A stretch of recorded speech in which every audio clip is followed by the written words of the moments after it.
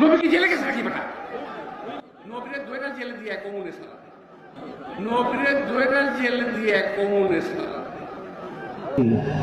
আমি সুস্পষ্টভাবে বলতে চাই, এই নামটি উচ্চারণ করতে হলে তারেক রহমানের উজু করে নামটি উচ্চারণ করবেন, কারণ স্বাধীনতার মহান ঘোষকের সুযোগ্য পুত্র, বাংলাদেশের বৃহত্তম রাজনৈতিক দলের চেয়ারপারসন হচ্ছে বেগম শহীদ প্রেসিডেন্ট জিয়াউর রহমান তারেক রহমান।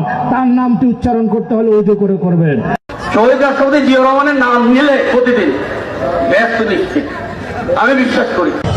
বেগম খালেদা জিয়া যার নাম উচ্চারণ করলে মুখটা পবিত্র হয়ে যায়, এমন জঘন্য বেয়াদব যেই দল লালন করে তাদের ভবিষ্যৎ খুব ভালো হবে না, ভবিষ্যৎ ভালো হবে না। এই না ফরমান, সে নিজেকেও ডুবাবে, তার দলটাকেও ডুবাবে শেষ পর্যন্ত।